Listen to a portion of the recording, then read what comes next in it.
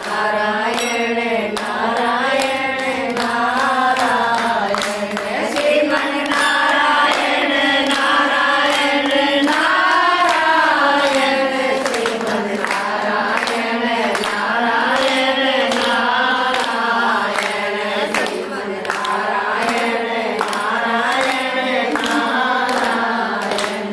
बोल श्री कृष्ण भगवान की जय। बोल कार्तिक ठाकुर की जय। बोले कार्तिक महात्मा की जय। आज 9वां अध्याय। जो पढ़े सुनेगा, जो पढ़े सुने इसे, वह होगा भव से पार। श्री हरि कृपा से लिख रहा है 9वां अध्याय। राजा पृथु बोले, हे श्रेष्ठ मुनि नारद जी, आपने कार्तिक मास के व्रत में जो तुलसी की जड़ में भगवान विष्णु का निवास बताकर उस स्थान की मिट्टी का पूजन करना बतलाया है, अतः मैं श्री तुलसी जी के मातम को सुनना चाहता हूँ। तुलसी कहाँ और कैसे उत्पन्न हुई, यह बताने की कृपा करें। नारद जी ने कहा, राजन, आप सावधान होकर तुलसी जी की महत्ता तथा उसके जन्म का प्राचीन इतिहास सुनिए। एक समय जब देव गुरु बृहस्पति और देव राज इंद्र कैलाश पर्वत पर शंकर जी का दर्शन करने गए तो भगवान शंकर ने अपने भगत की परीक्षा ली। उन्हें जटाधारी दिगंबर ने उनके मार्ग में अवरोध डाला। यद्यपि वह तेजस्वी, शांत, लंबी भुजा और चौड़ी छाती वाले और गौर वर्ण अपने विशाल नेत्रों से युक्त तथा सिर पर जटाधारी वैसे ही बैठे थे।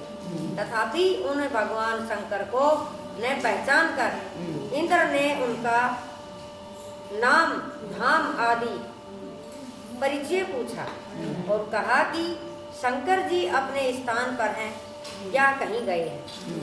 इस पर उस तपस्वी ने कुछ न कहा, परंतु त्रिलोक की नाथ के ऐश्वर्य से गर्वित तो होकर इंद्र कब चुप रहते।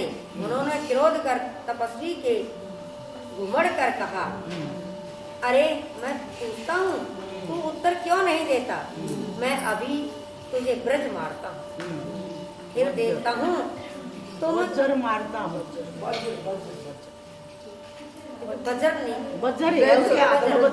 बजर मारता हूँ, फिर देखता हूँ तुझे दुर्मति की रक्षा कौन करता है।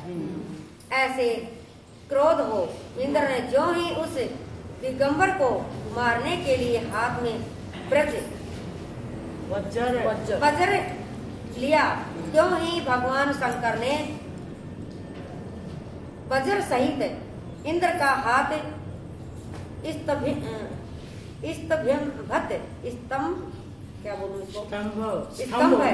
स्तंभ कर दिया, यानी एक जगह रोक दिया। और विकराल नेत्र करे भगवान शंकर ने उसे देखा, त्यों ही ऐसा विदित हुआ मानो वह दिगंबर प्रज्वलित हो उठा और तेज से जला देगा। बुझाएं एक साथ होने से इंद्र के क्रोध और दुख का अंत न रहा। परंतु जो ही बृहस्पति जी ने उस पुरुष को प्रज्वलित देखा, त्यों ही अपनी बुद्धि से उसको शंकर भगवान जानकर प्रणाम किया। तो शंकर भगवान प्रज्वलित था, बैठे थे। हाँ, और दंडवत कर बहुत सी स्तुति भी की। फिर इंद्र ने भी भगवान शंकर से कहा, हे दीनानाथ, हे महादेव, आप अपना क्रोध रोक कर इंद्र के अपराध को क्षमा कीजिए।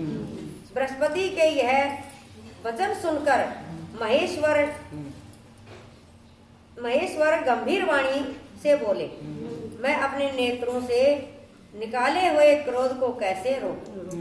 तब बृहस्पति जी ने कहा, भगवान भक्तों पर दया करनी चाहिए। आप अपना भक्त वत्सल नाम सार्थक कीजिए। आप अपने इस तेज को कहीं और स्थापित कर दीजिए। का उद्धार कीजिए। चलो ये 2 पन्ना चलेगा मैम, कोई बात नहीं। तब भगवान शंकर ने गुरु बृहस्पति से कहा, मैं तुम्हारी स्तुति से प्रसन्न हूँ। जो तुमने इंद्र को जीवन दान दिलाया है, मैं विश्वास करता हूँ कि मेरे नेत्रों की अग्नि अब इंद्र को पीड़ित न करेगी। बृहस्पति से ऐसा कहकर भगवान शंकर ने अपने माथे से निकाले हुए अग्नि मय तेज को अपने हाथ में लेकर क्षीर सागर में डाल दिया। फिर लीलाधारी भगवान अंतर्ध्यान हो गए।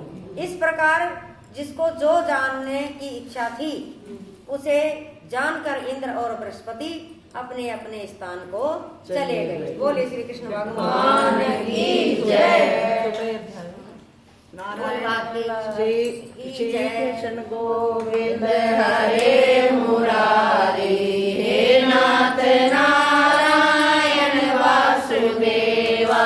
श्री कृष्ण गोविंद हरे मुरारी, हे नाथ नारायण वासुदेवा। श्री नाथ नारायण वासुदेवा। तुलसी की गाली है, तुलसी का बदला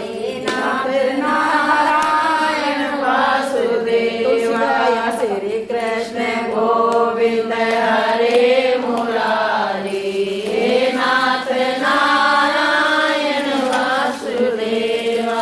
तुलसा मैया की जय। मैं तो तुलसी का पत्ता तोड़ लाऊंगी, हरि बोल लगाऊंगी। तुलसी का पत्ता तोड़ लाऊंगी, हरि बोल लगाऊंगी। तुलसा